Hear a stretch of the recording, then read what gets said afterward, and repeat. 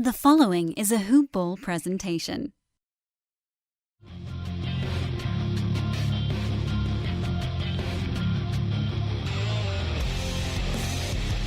Welcome to the Fantasy NBA Today podcast. Well, we got a little switcheroo here on this week of Fantasy NBA Today. A little switcheroo. Nothing that should shock you, nothing that should knock you back, but you may want to sit down as I let you know that for this Tuesday edition, Dan Besbris and Neil Rochlani will be lecturing you unmercifully. So you get a little break from Adrian Benjamins. He'll be back for the Thursday and Friday episodes of Fantasy NBA Today this week. So we're also moving around the topics of the week. But before we get into that, I am Dan, and the man you're about to hear from is Neil. Good evening to you. By the way, we do, we record this the night before. So good evening, Neil. Hey, good evening, Dan. What's cracking, my man? Hey, nice long weekend. Back into the fantasy hoop ball information and talking about it. And Adrian threw me a curveball, so I think I can make fun of him on this podcast and not feel bad now. Yeah, well, I mean, did you legitimately feel bad that we mocked him so much on last week's show? I thought that was hilarious. But of course, well, I enjoyed it, but I did make amends to him the next day on our podcast. Yeah, you came before him and asked for his forgiveness. That's good. I did. He's our boy. He's Adrian Benjamins. He'll be back in a couple of days. Things going a little wacky with scheduling this week, so we moved some bodies around. Nothing to fear. At Dan Besbris, if you want to give me a follow on Twitter. Neil is at ballwithneil. Or what, did you change it yet? I have not, but okay. I was so happy to learn that you can change it and I won't lose followers because I need a much better handle. But so yes, at some point I will. I would like to do it before the rush of the season. All right, no, folks, it's not on changed. you. It's the ball with Neil. Listeners, it's on you. Help Neil pick his new handle. You and I were talking 2 weeks ago, I think, off the air about some kind of hilarious options such as Orange Ball Neil and other very oh yes, like slap you in the face basketball handles. I thought about that one. No, I didn't make not the to cut. Go with the orange ball, but yes, I like the ball. I want to trying to like mesh with the hoop ball theme, and then my name, and then maybe one other word. So we'll at Neil Ball Orange. We're just gonna take the three. We're gonna jam them all together. No, so let him know if you guys have any fun ideas for Neil's potential new Twitter handle. You guys did wonderful things for me. We came up with such illustrious choices as Creamy Dan, and I went with Old Man Besbris. There was Pedantic. That was a really good one. The ITL guys, of course, responsible for most of these things. But to the rest of you, the challenge is out there as well. Help Neil pick his new Twitter handle, should you so desire. Draft Guide, of course, continues to sell well at Hoop Ball. Get yours while it's still $13.99, $2 off if you are a repeat subscriber. Full price is $18, and it's going to continue to slowly leak its way up towards the normal price. But again, you can get it for $13.99 now. It does include the Brewski 150. That will come out on the 1st of October. You can also get a combo package should you decide you want the draft guide and the season pass all rolled into one.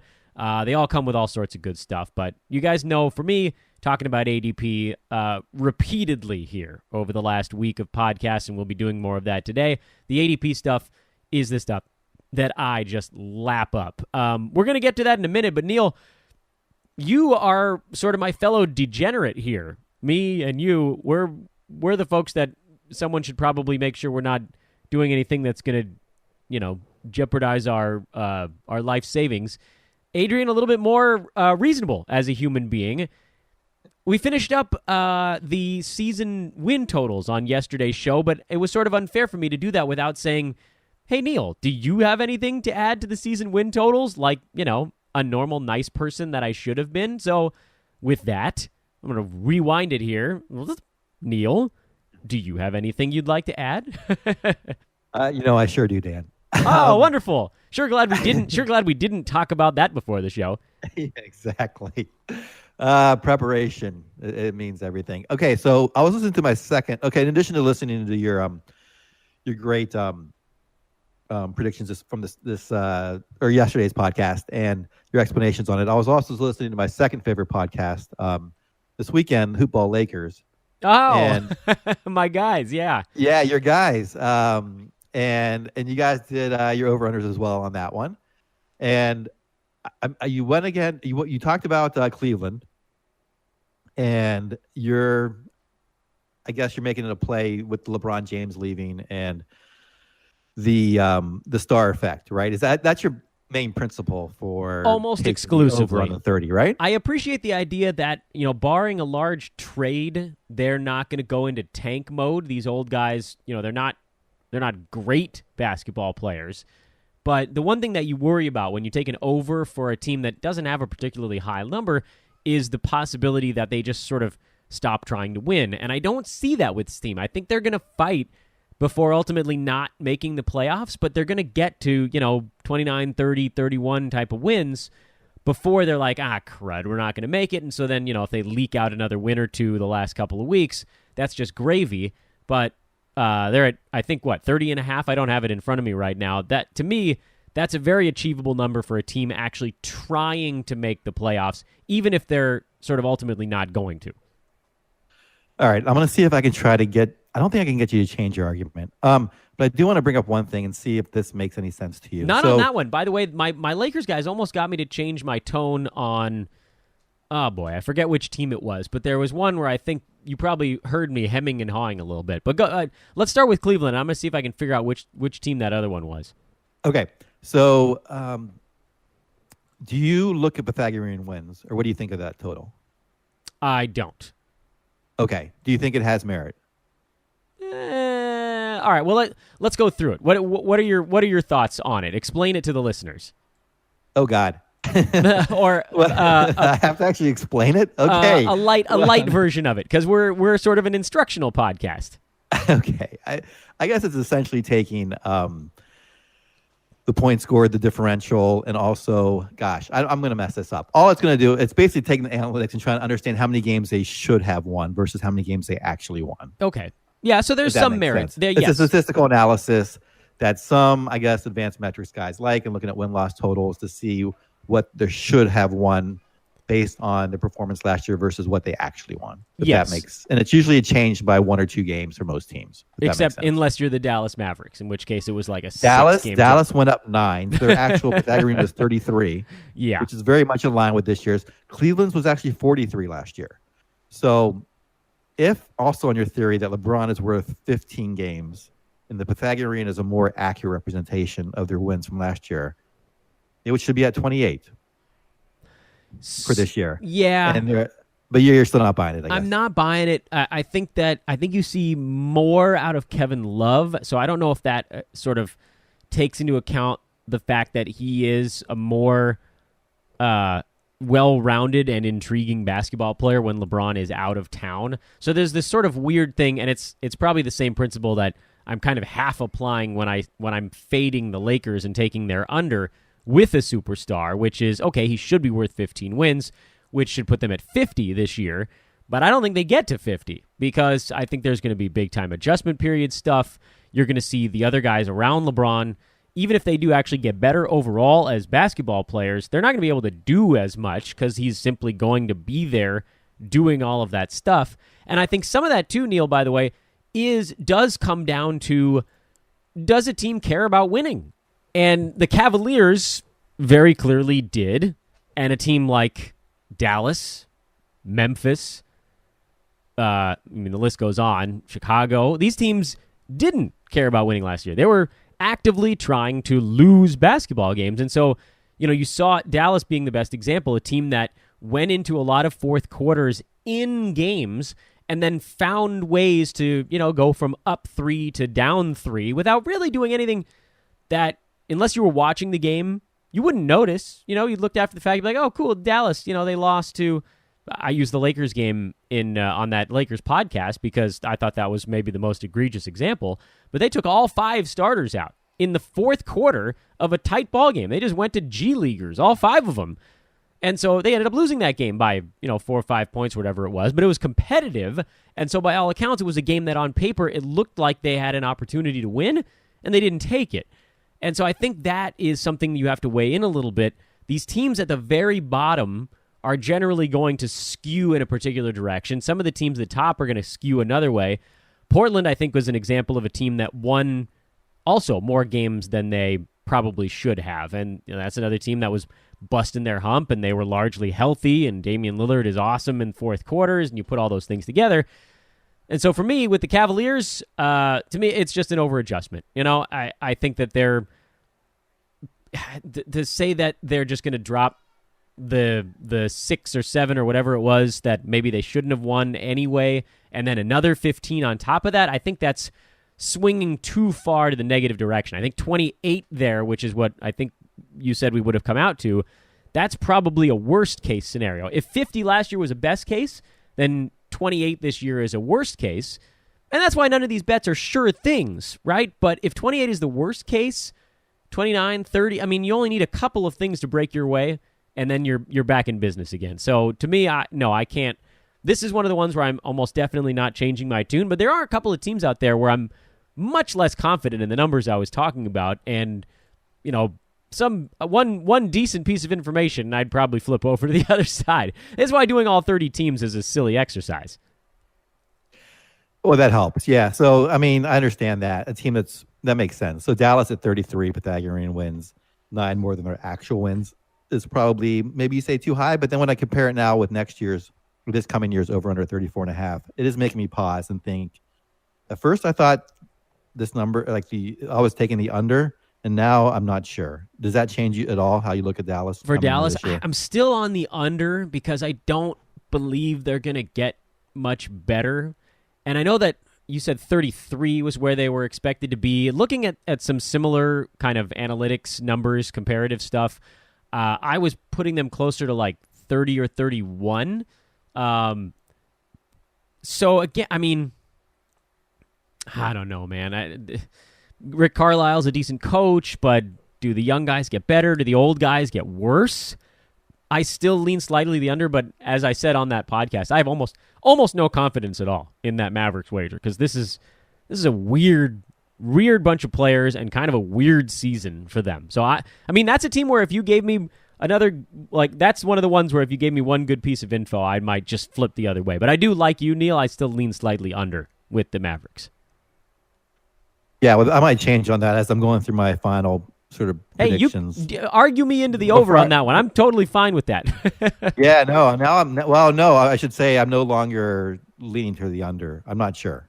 So I wanted to talk this through with you today. I got nothing. I can't help you with Dallas. They're like the second. Sacramento is the team I got no feel for, and Dallas is probably number 2. I think there were some podcasts last year where I dropped a no Mavs allowed too, right? I think. Did you? You have a lot of rules on these no players allowed. Try for me to keep up. So I will say that, yeah, well, this has been an interesting exercise for me to at least to look at the Pythagorean wins and see how it compares to actual, because that gives me some indication on why the over-under for this year might be so different. So let me ask you a question then on the actual wins. What does it say for a team like the Pacers? Pacers, actual was 48, Pythagorean was 45. Yeah. That makes a lot of sense. They felt like a team that didn't have as many wins, or didn't deserve, maybe I should say, as many wins as they had, because they caught so many teams off guard. And that's why. I mean, that's a big reason I lean under with them. Sorry to cut you off. No, you're good. That's a big reason I lean under with them. Yeah, who do you think was the best team last year that underperformed? Best team that underperformed. So we're talking, the Pacers were a decent team that overperformed. Right. I have to sort of skim through them a little bit. Who's yours? I say, I know I'm looking at the actual numbers. Pythagorean versus. Go ahead. Oh, so just off the top of my head, just off the statistical numbers, who do you think performed well last year but even underperformed based on the analytics in terms of the Pythagorean wins? I would have to think maybe like the Thunder or the Bucks, maybe? Thunders, they were -2, so their Pythagorean was 50 versus actual 48. Okay, so they slightly underperformed. Yeah, but the number 1 was Utah. Really? About 5 games. Yeah, 48 versus 53. See, now that to me says, does this theory then bring into account the notion that the Jazz should have been healthier? Because when they had Rudy Gobert, they were a crazy good team.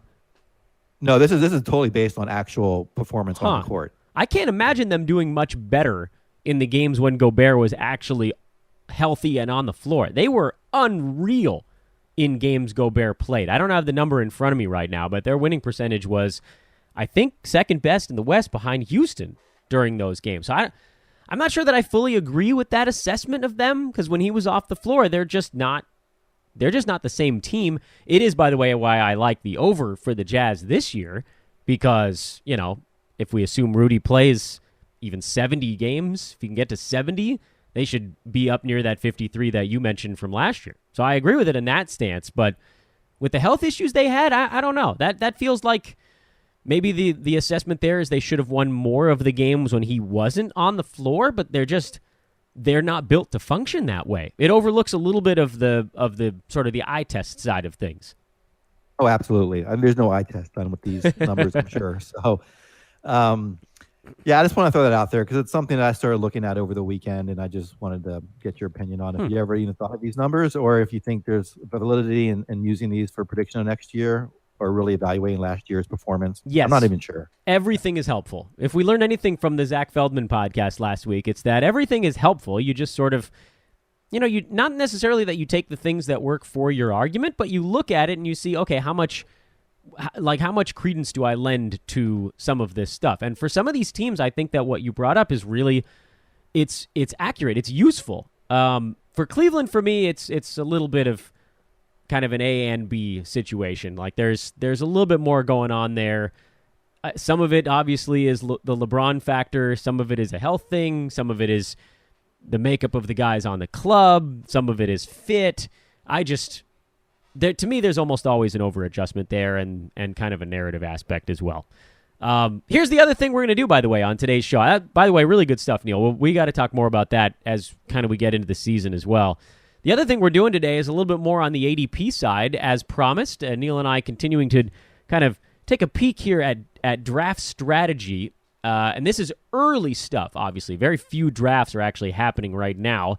So that's why we're just kind of putting these early thoughts into a bucket. We're putting them there so that we can review them later. This is stuff that it's good to know very early on, because then you can kind of take a look back at it and not see if predictions were accurate or compare it to later information. So today's exercise, and for those that missed the last show Neil and I did together on Thursday, that was a show where we were looking at Yahoo's very early ADPs and basically just picking out 4 or 5 guys a piece that we thought were wildly different than where they're probably going to, or where they ought to be. Okay, so I need to be very careful with my words in this moment. Last week we looked at guys like Steph Curry and Eric Bledsoe, guys that just seemed to be in a weird spot that didn't belong there. And yes, a point was made, and astutely, by the way, on Twitter, that these early ADPs are largely clouded by the Yahoo pre-ranks. Well, you know what? That's true, and it means some of them are going to move. But what it also means is the Yahoo pre-ranks will always weight the ADPs. They are a factor. When people that are not as diehard about this as all of us are pull up the numbers, they're going to look at these things, and they're going to often just sort of go with whatever Yahoo tells them to. Okay, phase 2 of this process is, who do we think are guys that are going to be on the move? So last week we thought, oh, well, Steph Curry, he should be going earlier. Do we actually think he's going to? I don't know. Probably not. He's probably actually going to go in that 5 to 7 range, which is pretty close to where he is. We all believe we should probably go a little bit earlier, but I don't think he's going to do so. So this is where things are a little bit different. And then I got to stop monologuing here. Neil and I have each looked at, he's looking at the 8-cat stuff, I'm looking at the 9-cat stuff, and we've each picked 3 ADPs that we think are going to change over the next month, okay? So this is the other side of that. It's not necessarily that the ADPs create value. It's we believe these are guys where if you're planning your strategy around their current ADP, you are going to have to replan later on. Neil, did that actually make sense? Because I talked for a really long time and that felt silly. No, it made sense to me. Yeah, no, I understand. Like, these are the guys we're thinking are no longer going to be at their ADP in 2 weeks, 3 weeks from now? When do you think these will? When is your time horizon? October 1. Okay, yeah, so in a month from now. Yeah. Yeah, but you're right. I don't think the rankings are going to change, so they will definitely be, pulled in this direction. Right, exactly. That's why this early ADP stuff is relevant, because it's always going to be such a big portion of their actual draft position. These early ADPs, they're tied in sort of. I'm trying to think of the right word for it, and I'm not going to come up with it on the fly here. Inextricably, they are inextricably linked to Yahoo's pre-ranks. I did come up with the word. It just took me a second. Okay, so today the exercise is not who we think is misranked by too much, but who we think is going to change where they're drafted. Neil, you want to get us going on this one? We'll rotate. We'll go back and forth. Yeah, thanks. The first one on the pick is Kyle Anderson. All right, so he's you're looking at him 8-cat stuff, right? I'm looking at 8-cat in terms of where he went last year. In terms of I'm looking at my ADP, which I don't think is any different from yours, even though I'm in an 8-cat league. Yeah, I have it as 118.8. Does that change at all based on your? Let me scour all the way to 118 here and see if I can confirm. Yeah, 118.8. So we've got him the same for 9 and 8-cat, which, by the way, folks listening, that's also going to screw up ADPs, by the way. So don't always, don't just do whatever the ADP says you should do, because sometimes it's multiple different types of leagues all rolled into one bucket. All right, so 118.8. Where do you think he's headed? Do you think he's going up or down? Oh, I think he's going up. I think he's going to get a buzz as he's going to be the starting small forward in Memphis this year. A key contributor to the team. Even last year, he finished in averages 88 and total 68. And I think as he's away from that Spurs system where it's more share of the ball, and I think he's going to be more of a focal point. There's already some talk about him, some of the offense being run through him at times in Memphis. So I think he's going to come up a round or two over the next month. Yeah, that's I agree with you. I think so. This draws us back to what I mentioned for a couple of minutes on yesterday's podcast, which is, how much does this change impact the ADP? So I guess, it's tough for us to guess on something like that, so I'm not even going to bother trying. But where do you think he ends up getting drafted on October 1? You think he's going in the 85 to 95 range earlier, later than that? Oh, that's probably safe. I was going to say 80 to 90, but yeah, that seems right. And so what that'll do, by the way, just to sort of fill in the last blank on this thing, is his ADP is 118.8. That's not going to move his ADP all the way to 80. It's going to average in with all the times he's being drafted at 118.8 here early on. And so his ADP might only move to like 113. But you have to take that difference and you have to extrapolate from it that, okay, his ADP moved by 5. That means he's going a lot earlier than this now. How early? Well, that's why I guess you get into those mock drafts and you find out where he's actually getting grabbed. So I'm inclined to agree with you on that one. He's floating around there late on. He's an interesting stat guy too, right? Because he had a great steal percentage last year, really good block percentage. He doesn't shoot the 3 ball, but if you can get him in the 80 or later range, that's potentially a pretty good grab. Yeah, he's one of the guys that I like because he does a lot of different categories. I know I've talked about this a lot, but he does steals and blocks. And so he's someone that doesn't get the hype because doesn't get a lot of points, but I think this year he might get a little bit of buzz. Well, you know how I feel about points. Huh? You know how I feel about points.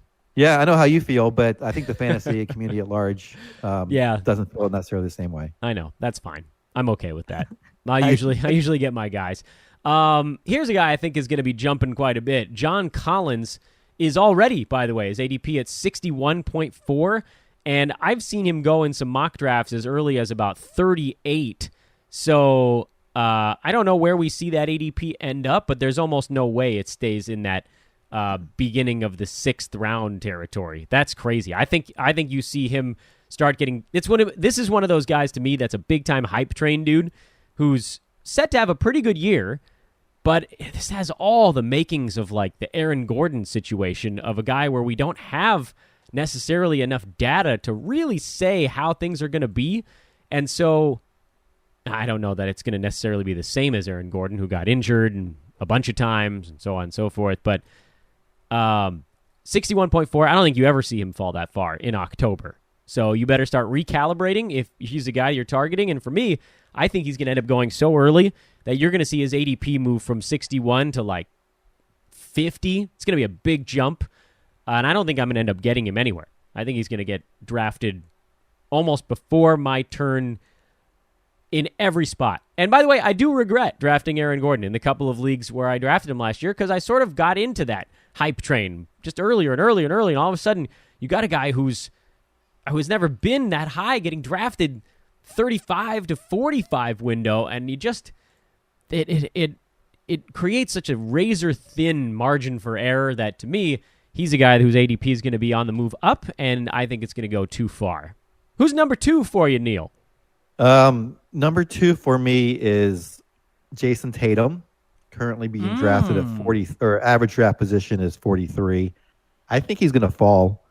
As we talked about, it was hard to find people that are going to fall, but I think there'll be news coming out about Hayward and how he's ready to play this year, and Tatum's okay taking a backseat to him. And even last year in averages, he was 71st in 8 cat. He did finish 47th in total because he played 80 games, but I think he might drop a little bit between now and October 1st. This, by the way, in Neil's defense and in my defense in just a moment, it's really hard to find guys whose ADP seems like it might fall. Because outside of like devastating preseason injury news, because the pre-ranks are such a strong driver of ADP, you just don't often see guys move one direction or another. But that's an interesting call, Neil. So I guess... In looking at Jason Tatum, the thing that jumps out to me is how much positive buzz he got last year. I'm almost inclined to say, Neil, that he sort of, maybe he deserves to fall a tiny bit, but I don't know if people actually sort of take the news on him. Because I do get the feeling, by the way, if you guys have all listened to me talk about Jason Tatum before, I'm actually a little bit less high on him than everybody else on the planet. And I'm willing to admit that there's a decent chance I could end up being wrong about this one, but I'm a little bit of a contrarian. So that actually brings me back to you, Neil. I think he deserves to fall a tiny bit because durability is not something you can always bank on. Being not durable is sometimes something you can bank on. Like there are guys that are just not durable, but even the guys that are often have, one little tweak here and there, and you sort of can't see that coming. But there's so many guys in Boston. You've got Kyrie Irving. You've got Gordon Hayward. You've got Jaylen Brown. You have Marcus Morris, Terry Rozier, Marcus Smart, and Jason Tatum. And even if you take, like, Marcus Morris out of that equation, or maybe you take Terry Rozier, you're talking about there's no universe where Jason Tatum is higher than the third fiddle on this team. And by all accounts, there's a reasonable chance that he's the fourth or even fifth fiddle. He only took 10.5 shots last year, so he managed to pile up pretty good value on low volume. But, Neil, I think you make a really good point on that one. That's a really good find on a guy that maybe he falls a little bit, but even if he doesn't, I think I like your analysis on why maybe he could. Yeah, this may be a little bit about me thinking he's overvalued versus and you're right, because he played so well last year and he was one of the hot rookies of last year and just tore it up in the playoffs. Maybe people will gravitate towards that, the recency bias. But I think as news of Boston's rotation comes out and the news of Hayward and how he's doing, which looks just fine. He looks just fine, and Kyrie's health as well. I think Tatum might lose a few draft spots.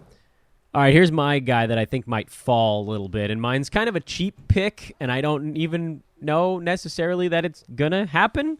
But my pick is Dennis Schroeder, who's listed at 90.8, already pretty low in terms of where his ADP has him going here in the early going. But I think some folks may have been looking at Schroeder as though he was still in Atlanta or might factor more largely into the OKC situation. But, dude, we've seen this before. Oklahoma City is an offensive black hole around Russell Westbrook. It's really hard to subsist Victor Oladipo, who's turned into one of the best players in the NBA, he just couldn't get anything going on that team. And, to Paul George's credit, he's been okay. And Steven Adams sort of has his niche that he fell into, but playing in Oklahoma City was god-awful for Carmelo Anthony. I think Dennis Schroeder should fall. Maybe he won't, again, because of the pre-rank stuff, but I'm not even sure that he's a guy I draft in 9-cat. Maybe there's an opportunity in 8-cat because he's been kind of a high turnover guy, but without the volume that he had in Atlanta, I'm not interested in him at all, and I think maybe his ADP heads in the south direction. What do you think? Yeah, I think I'm going to stay away from him. I mean, I might take him. I think you're right. I think he's going to drop as news gets out about. Maybe people don't even realize he's in Oklahoma City yet, as the people that are drafting. But as news gets out that he's no longer the focal point of an offense, and because of his stats set, I think he will drop. I might take him, though, actually as a last round pick in an 8-cat, just to see how he fits. Because I don't know how he's really going to fit in. There's already talk that he's going to finish the games at the 2. So if that's the case, then he might have some value in 8-cat. Meh. If he's end of the draft in 8-cat, that means he shouldn't even be in it in 9-cat. So 90.8 feels too early, and hopefully he takes a little dip. All right, who's your number 3? This is your last one. This is your anchor man. It's reminding me of a movie. Okay, so this is Chris Dunn. I'm going for the hometown Chicago Bull. Right now he's going at 104.9. Last year in 8-cat, he finished, in averages, he finished 52nd. Did not do well in totals because he was out. Sorry, and you said 104.9, and I just thought that sounds like a smooth jazz station. K Dunn, 104.9. Yeah. Sorry. Go ahead. That's a terrible. I'm a dad. I can make these jokes now. So where do you? He's on the rise then? He's on the rise because, a couple reasons. One, I think people have kind of forgotten about him as a starting point guard in this league and what he did last year because he didn't play many games down the stretch. And secondly, he was in a new system. But I think also just from what I've learned in drafts is point guards tend to go earlier than other positions for whatever reason, especially in 8-cat. So they tend to get a little bit overdrafted. So a guy who's now who's finished, who I think is going to finish in the top 75, is going in at 105. Should come up a few places, if not around. Yeah, and he's something like 3 rounds back of where Zach LaVine is getting drafted, and I don't agree with that at all. Chris Dunn has the more interesting fantasy game of the two of them. And yeah, LaVine is at 70, and you said Dunn's at 104.9, smooth jazz. That's a 3-round gap, and yeah, I think you're right. I think you probably see him head in the positive direction. I had 2 guys that I couldn't decide between, by the way, for my last positive mover. So I'm going to throw them both out there, and Neil, you can tell me which one you want to talk about. Jimmy Butler at 26.3 or Markelle Fultz at 112.6? Let's go with Butler, much more impactful. Okay, so the only thing on the Markelle Fultz is that felt like a hype situation. People hear his name, and everybody goes crazy for Philly. Jimmy Butler, I'm already seeing go way earlier than that in mock drafts with people who sort of have a grasp on what's going on in NBA circles. I think I'm in a pro draft right now. I'm not going to give away the results because I know that the gentleman who organized said pro draft wants to write an article on it first, but then I am going to break it down for the pod. And Jimmy Butler went 15 in this one. So there seems to be a lack of fear over his meniscus injury. 15 to me is actually too early for him. He does have the top 10, top 12 at least per game upside, but he has so many miles on the tread. There's so many Thibodeau miles.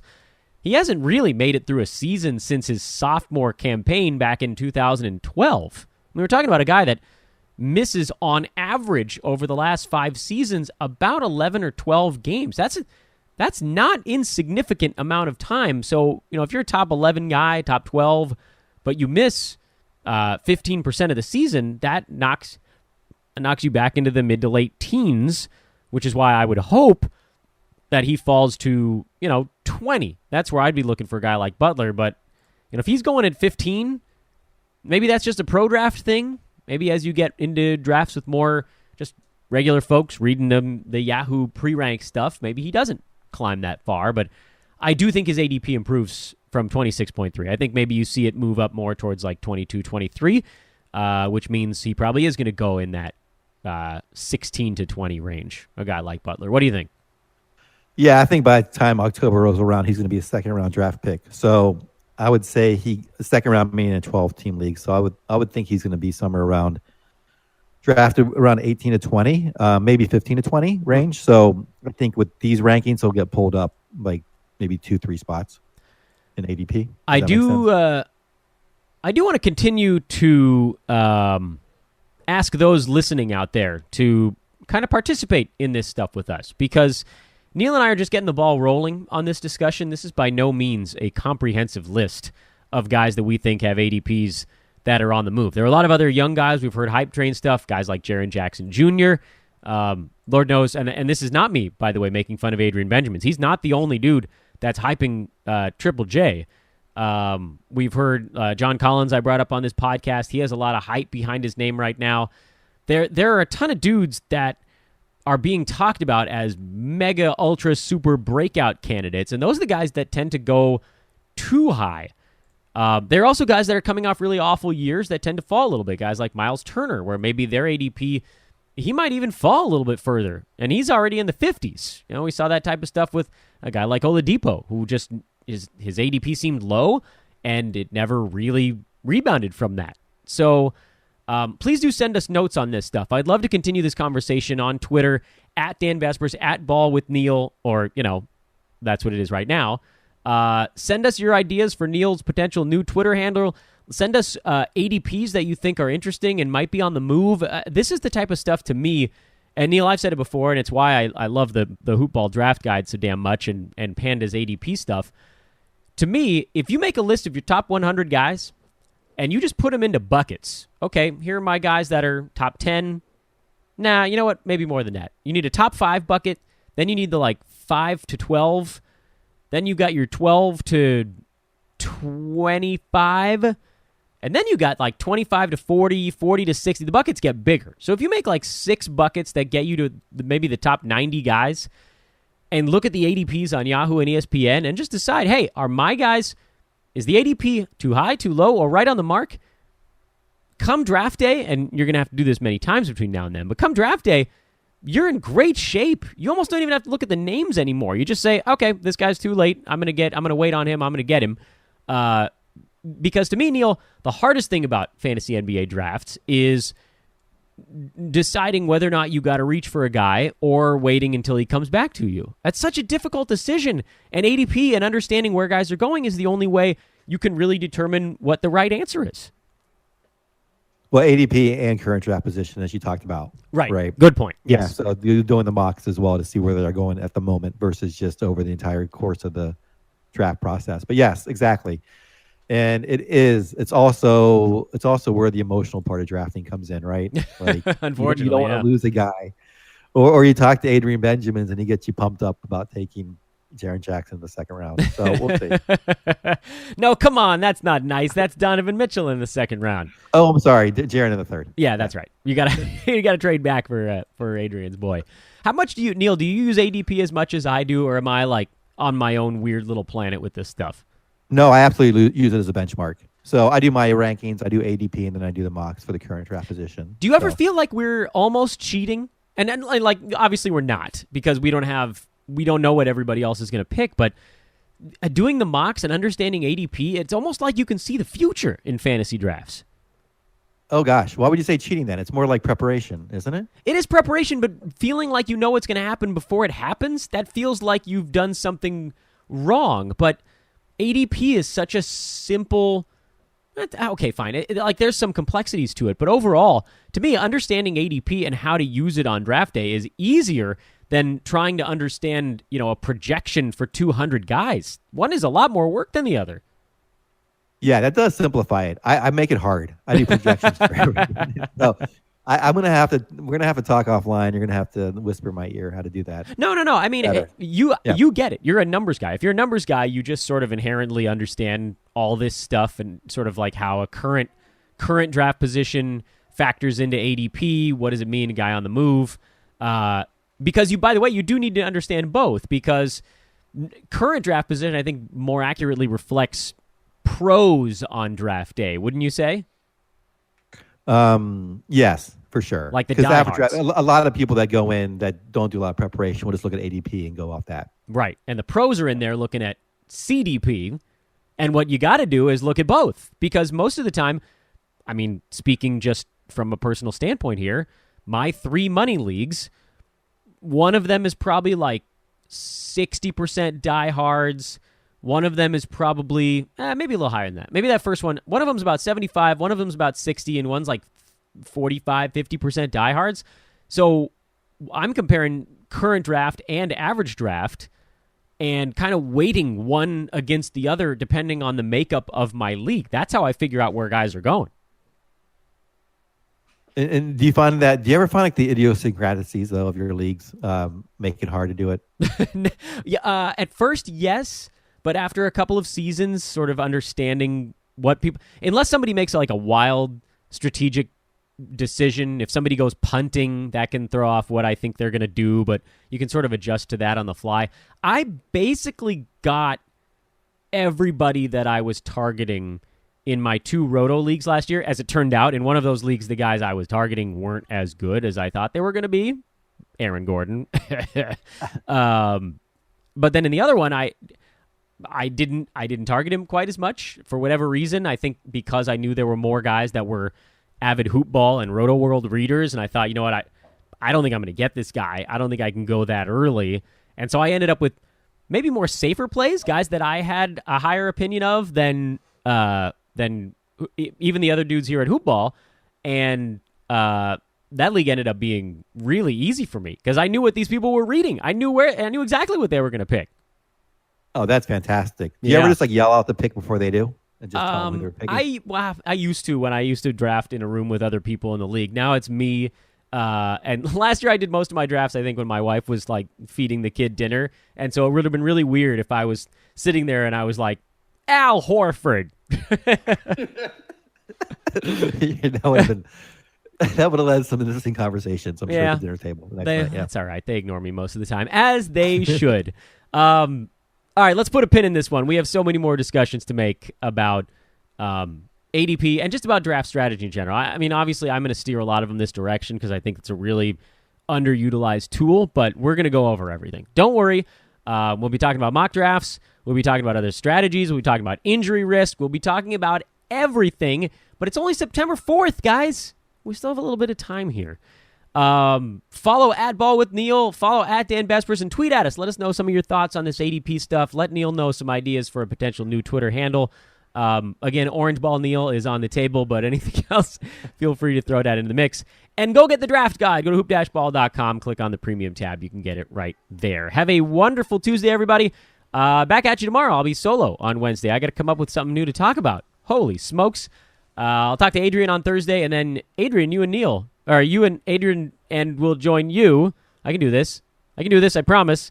Adrian will join you, Neil, on the Friday podcast. Do you guys know what you're talking about yet, or is this a stay tuned? Interesting things are on the horizon.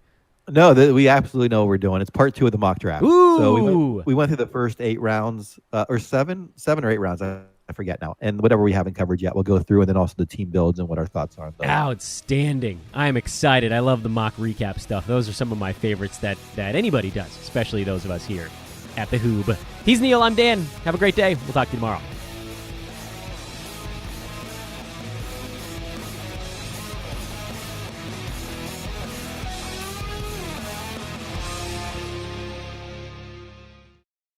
This has been a Hoop Ball presentation.